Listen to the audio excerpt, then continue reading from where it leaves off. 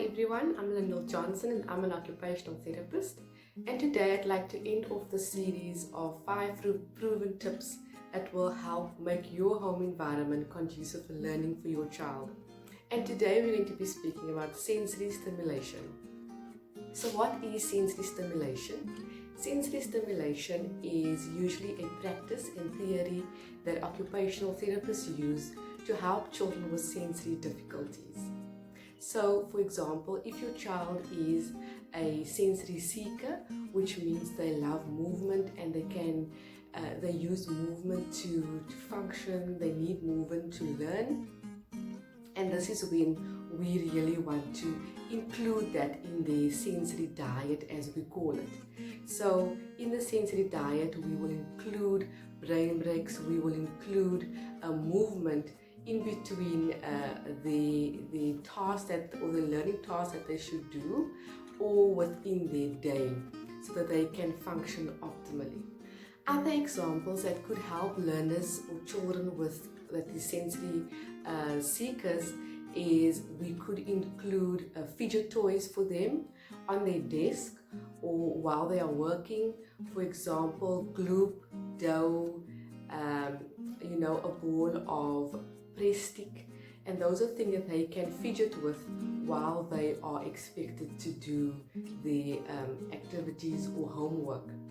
And then we also have the sensory overload, where these are children that really get distracted by too much stimulus, so too much noise, too many distractions, too many words on a page.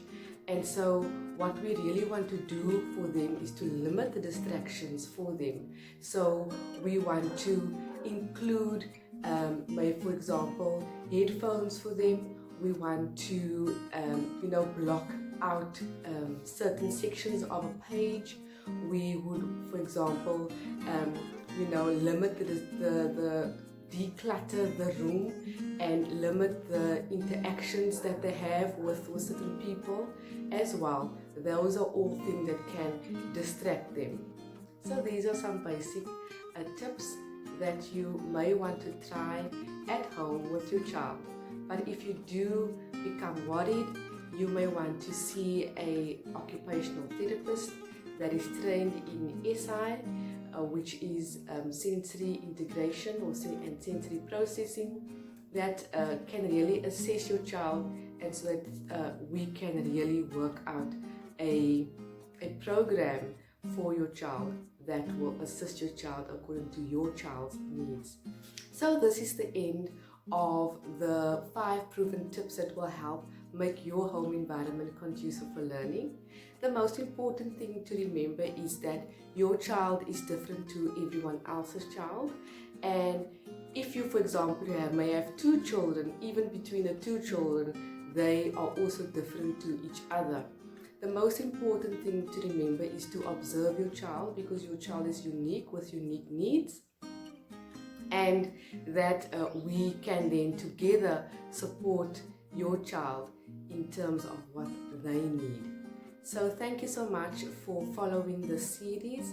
I really enjoyed it, and I hope you did too. Thank you.